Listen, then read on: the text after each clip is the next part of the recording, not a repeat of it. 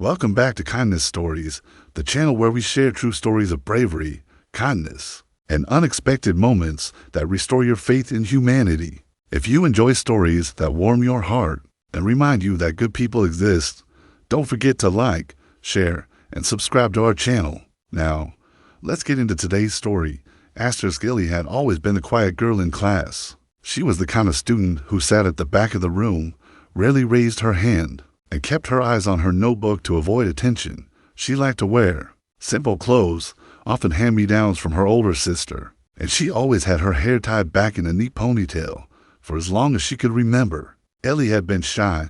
She liked people, but people didn't always like her back. It wasn't that she was unpleasant. She was kind, polite, and always willing to help her classmates, but to some people, kindness and shyness made her an easy target.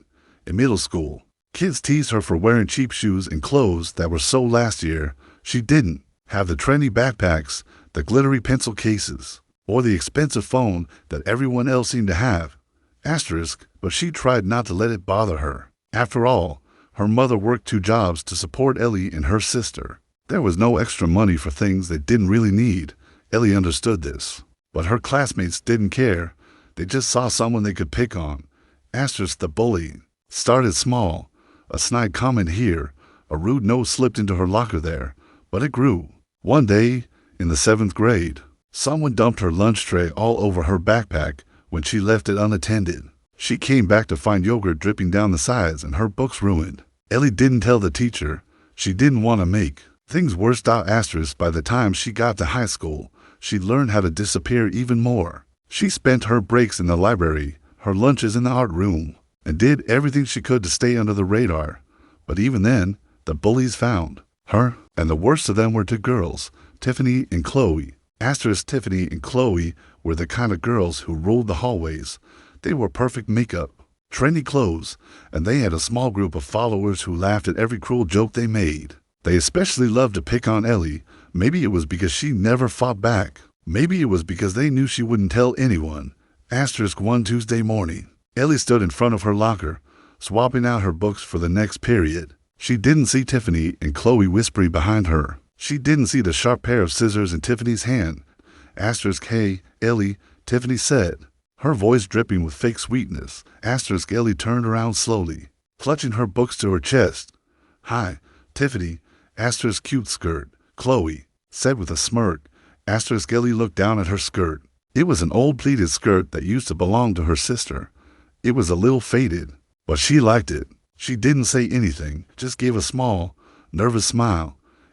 Without warning, Tiffany stepped forward and, in one swift motion, sliced through the hem of Ellie's skirt with the scissors. The sound of the fabric tearing seemed so loud in the hallway. Ellie gasped and looked down to see the edge of her skirt hanging unevenly. Oh my God. Chloe burst out laughing. Look at her. She's gonna cry. Ellie's cheeks burned. She felt like she couldn't breathe. Other students nearby turned to stare, some laughing, others looking away, pretending they didn't see. Tiffany held up the piece of fabric she'd cut off like it was a trophy. Oops. Tiffany said, guess you need a new skirt. But wait, can you even afford one? They both laughed and walked away. Dropping the piece of fabric on the floor, Ellie stood, frozen, feeling tears sting her eyes. She knelt down and picked up the scrap of fabric, holding it tightly in her hand. At lunch, Ellie sat alone in the girls' bathroom, trying to fix her skirt with safety pins. She felt humiliated, but more than that, she felt angry. She hated that they made her feel so small, so powerless. And for the first time, she felt a spark inside her, a spark that told her she didn't want to be this girl anymore. That evening, when she got home, Ellie didn't tell her mom what happened, but she went online and started searching for local self-defense classes. She didn't know much about fighting, but she knew she never wanted to feel so helpless again. After dinner, she brought it up to her mom. Mom, can I sign up for self-defense classes? I want to learn Muay Thai. Her mom looked surprised. Muay Thai? That's Thai boxing, right? Are you sure, sweetheart? Ellie nodded. I think it would be good for me. I want to feel strong. Her mom hesitated. Money was tight, but she saw the determination in her daughter's eyes. She saw the way Ellie's shoulders squared. The way her chin lifted just slightly, a glimpse of the strong young woman she could be. I'll figure it out, her mom said softly. I'm proud of you. A week later, Ellie walked into her first Muay Thai class. The gym smelled like sweat and leather. The sound of fists hitting pads echoed off the walls. She felt intimidated at first. Most of the students were older, stronger, more confident, but she showed up, and she kept showing up. Every Monday, Wednesday, and Friday, Ellie trained. She learned how to wrap her hands, how to throw a jab, how to block a kick. She learned how to clinch, wrapping her arms around her opponent's neck to control their movement, and how to deliver a powerful knee strike. At first, she felt clumsy, but her coach, a kind man named Marco, encouraged her. He saw how hard she worked, how she never complained even when she bruised her shins or went home sore. He reminded her that it wasn't about fighting others.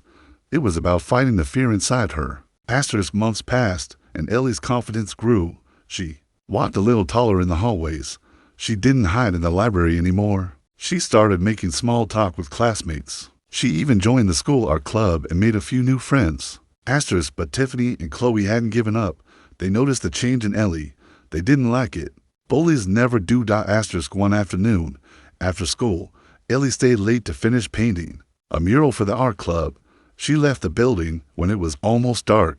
She didn't see Tiffany and Chloe waiting by the bike racks. Hey, Ellie. Tiffany called. Ellie's heart skipped a beat. She clutched her backpack straps and kept walking. But Chloe stepped in front of her, blocking her path.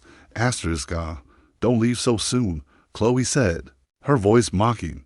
We just want to talk. Ellie looked between them. The old fear rose up in her chest, but she took a deep breath. She remembered Marco's words. Breathe. Stay calm. Don't let fear control you. What do you want? Ellie asked, her voice steady. Tiffany stepped closer, her eyes narrowing. You think you're better than us now. You think you're tough. Ellie didn't answer. She felt her pulse quicken, but she held her ground. Suddenly, Tiffany shoved her shoulder. Ellie stumbled back, but didn't fall. She adjusted her stance, remembering what Marco taught her. Keep your balance. Stay on the balls of your feet. Come on. Show us what you got. Chloe sneered. Tiffany lunged forward, grabbing a fistful of Ellie's hair, but Ellie reacted on instinct. She grabbed Tiffany's arm, twisted out of her grip, and stepped in close. In a blur, she locked her hands behind Tiffany's neck in a Muay Thai clinch. She felt Tiffany struggle, but Ellie held firm. She drove her knee up sharply into Tiffany's stomach. The sound of the impact echoed. Tiffany let out a choked gasp and crumpled to the ground, coughing and clutching her side. Chloe's eyes widened in shock. You psycho, Chloe shrieked. She lunged at Ellie, but Ellie stepped back, raised her hands, and stayed calm. Chloe hesitated, then saw Tiffany still groaning on the ground. She didn't want any of that. She grabbed Tiffany's arm and dragged her away, muttering curses under her breath. Ellie stood alone, her breathing heavy. She felt her legs trembling, not from fear, but from the adrenaline surging through her veins. For the first time in her life, she didn't feel small. She didn't feel powerless. She felt strong. The next day, word spread like wildfire. Some kids whispered that Ellie had gone crazy. Others said she beat up Tiffany and Chloe. But no one saw her as the shy, weak girl anymore. And while Ellie didn't want to be feared, she was glad they knew she wasn't an easy target anymore. But the story doesn't end there. What surprised Ellie most was what happened a week later. She was sitting in the art room when a girl named Jasmine approached her. Jasmine was a freshman, tiny and quiet, and she looked nervous. Hey, Ellie, Jasmine said softly. Can I talk to you? Ellie nodded. Jasmine sat beside her and fidgeted with the straps of her backpack. I heard what you did. I wanted to say thank you. Ellie tilted her head. For what? For standing up to them. Jasmine said, they used to pick on me too. They made me eat lunch in the bathroom once. But now they don't even look at me. It's like they're scared. You made them stop. Ellie felt a warmth in her chest. She didn't think she'd changed anything for anyone else. She just wanted to protect herself. But maybe, in standing up for herself, she protected others too. Over the next few months, more students started to open up to Ellie. They told her about their own bullies, their own struggles. Ellie didn't have all the answers, but she listened, and sometimes That was enough. Asterisk, she kept going to Muay Thai, not because she wanted to fight, but because it reminded her that she was capable, strong, and worthy of respect. Her confidence inspired others too. The school counselor even asked her to speak in an assembly about self-confidence and standing up for yourself. Asterisk, asterisk.